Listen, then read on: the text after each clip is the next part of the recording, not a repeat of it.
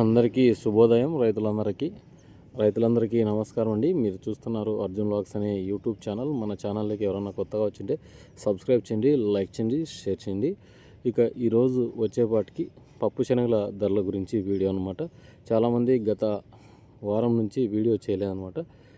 నా వర్క్ పేరిట నేను కంపెనీలోకి అయితే వెళ్తున్నానండి. అంటే డైలీ ఒక 2 నెలలు అవుతుందన్నమాట.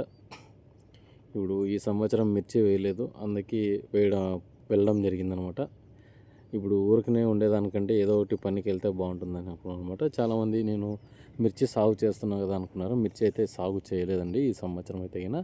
నాకున్న 8 ఎకరాల పొలంలో కంది పంటనైతే సాగు చేశాను తప్ప మిర్చి అయితే ఎక్కడా వేయలేదు. ఇక చూసుకున్నట్లయితే ఇది కూడా ఎందుకు చెప్తున్నాను, చాలామంది అడుగుతున్నారు కాబట్టి. ఇక చూసుకున్నట్లయితే ఈరోజు పప్పు శనగల ధరలు చూసుకున్నట్లయితే మ్యాక్సిమం ఈరోజు రేట్స్ అంటే నిన్న లేదు మొన్న నడిచిన రేట్సే. ఎందుకంటే నిన్న సండేనే చేయాల్సింది, నిన్న సండే చేయలేకపోయినా అనమాట. పప్పు శనగల ధరలు చూసుకున్నట్లయితే ప్రతి ఒక్క ఏరియా గురించి క్లారిఫికేషన్ అనేది నిన్న కనుక్కొని ఈరోజు వీడియో చేయడం జరుగుతుంది. ఈరోజు వచ్చేపాటికి మనకు సోమవారం వచ్చేసి రేట్స్ పరంగా చూసుకున్నట్లయితే 5,400 నుంచి 5,500, 5,550 రూపాయలు అయితే కొనుగోలు అయినాయి. 5,600 కూడా ఏడో ఒక చోట ఏసీ సరుకులు అయితే నాన్ ఏసీ అయితే 100 రూపాయలు తగ్గింది మార్కెట్. అంటే కర్నూలు కానీ, రాయచూరు కానీ, ఇట్లా బళ్ళారి కానీ ప్రతి ఒక్క ఏరియా వైజు రేట్స్ అనేవి చెప్తాను అనమాట. ఇంకా రాయచూరులో చూసుకున్నట్లయితే నిన్న 5,600తో ఎక్కువగా కొనుగోలు అయినాయి ఏసీవి. ఇక్కడికి వచ్చేపాటికి ఎక్స్పోర్ట్ లేకపోవడం వల్ల ఏమైందంటే పంట తగ్గింది, లేదంటం లేదు. మళ్ళీ పంట వేశారు. ఎందుకంటే గత నెలలో వర్షాభావ పరిస్థితులు చాలామంది నష్టపోయినారు. ఇప్పుడు కూడా శనగలు అనేటివి వేసిన రైతులు కూడా కింద మనకు బిల్ట్ మాదిరిగా లేకుంటే కడి ఎక్కువగా పోతుందంటారు అనమాట. అంటే చనిపోవడం ఎక్కువ జరుగుతుందన్నమాట మొక్కలు.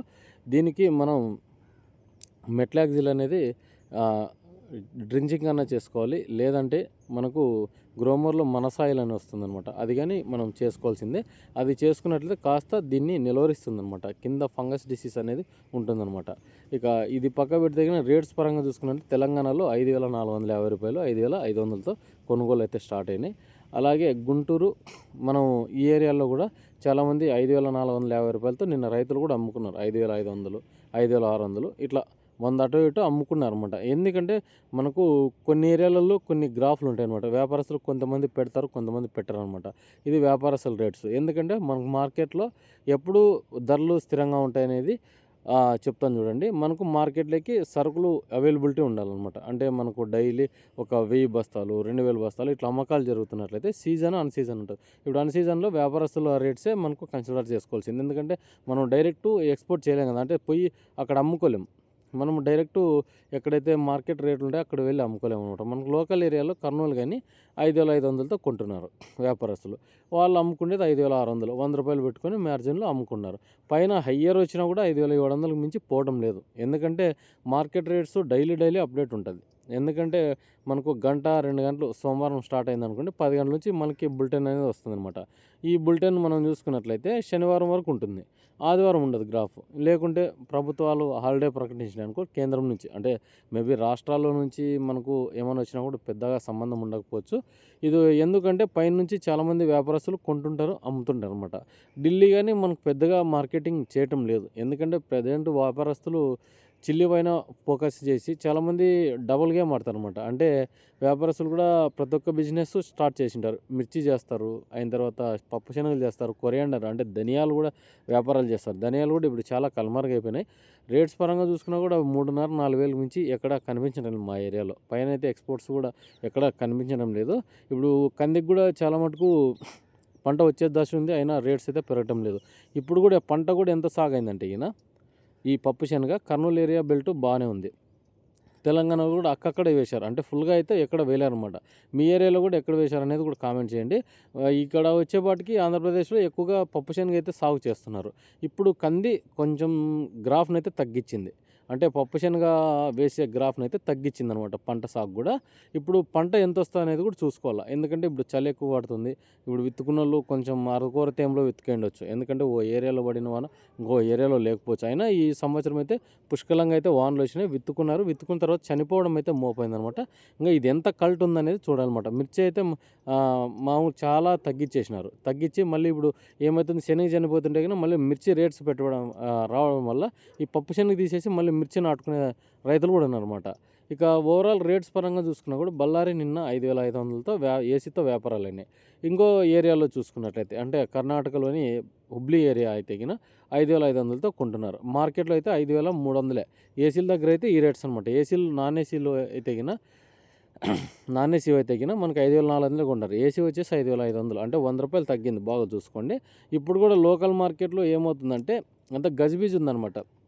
ఒక్క రేటు ఈడ స్థిరంగా ఉందిలే అనేకి లేదనమాట. రూ. 100 అటో ఇటో, రూ. 100 అటో ఇటో కుతూహలాడుతుందనమాట. చాలామంది దగ్గరుంది కదా అని రాయచూరు మార్కెట్‌కి తీసుకెళ్ళడం, అక్కడికెళ్ళిన తర్వాత ధరలు తగ్గిపోవడం, మళ్ళీ అవి తీసుకొని రావడం, ఇలా పంచాయతీ ఎక్కువుందనమాట. అందుకే రూ. 100 అటో ఇటో చూసుకోండి. ఇక్కడే అమ్ముకునేకి అవకాశం చేసుకోండి. లోకలోళ్ళని కూడా మనం సపోర్ట్ చేసినట్లయితే వాళ్ళు అంటే మేబీ మనం అక్కడికెళ్ళే ఖర్చు 200 అయిద్దేమో నాకు తెలిసి కింటాకి. ఆ ఖర్చులన్నీ మిగిలిపోతాయి కదా! మనం ఇక్కడ 5,500తో మనం ఈడ అమ్మినట్లయితే అక్కడికెళ్తే కూడా 5,400 పడినా కూడా 200 ఖర్చొస్తాయి. మళ్ళీ రైతుకి ఎక్కడ తిరిగి మళ్ళీ 100 లాసు, ఖర్చులు, మళ్ళీ కమిషను ఏర్పడుతుందనమాట.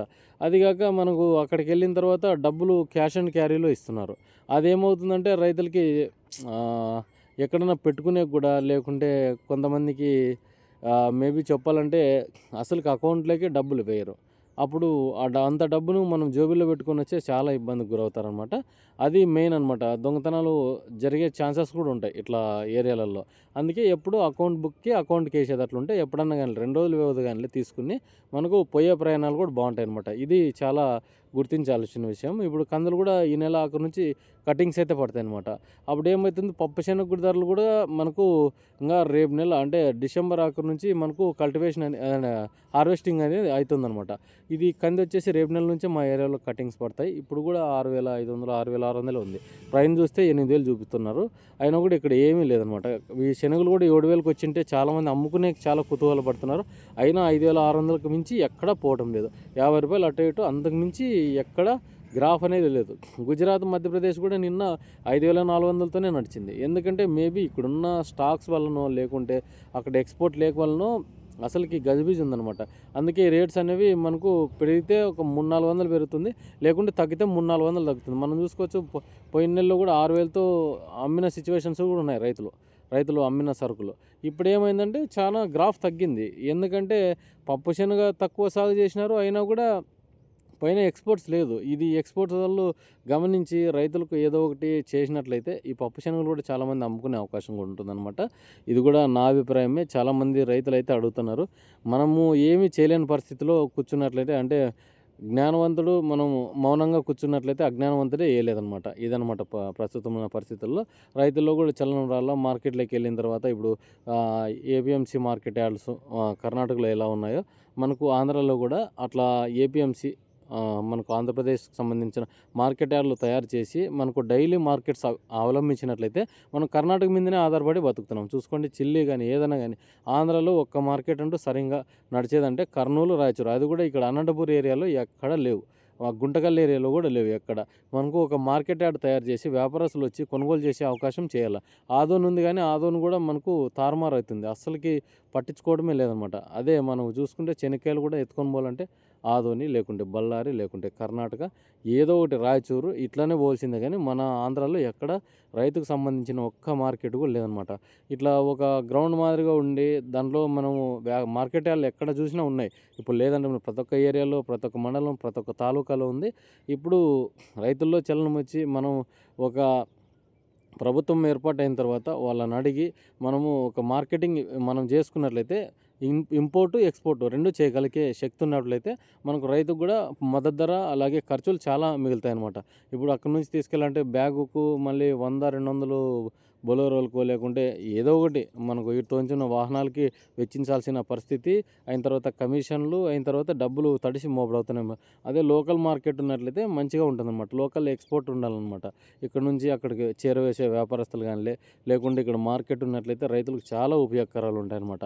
మనకు 10 మందికి పని కల్పించుకున్నట్లు ఉంటదన్నమాట. డైలీ వ్యాపారస్తులు మనం చూసుకున్నట్లు ఇప్పుడు బళ్ళారి, రాయచూరు ఇట్లా వ్యాపారస్తులు, అలాగే కూలి వాళ్ళు, హమాలీలు ఇట్లా ప్రతి ఒక్కరికి పని ఉంటుందన్నమాట. ఇక దానికోసం చైతన్యం తీసుకురావాలని కోరుకుంటూ మీ అర్జున్ వ్లాగ్స్ అనమాట. ఉంటాను మరి మరొక వీడియోతో. శుభోదయం అందరికీ.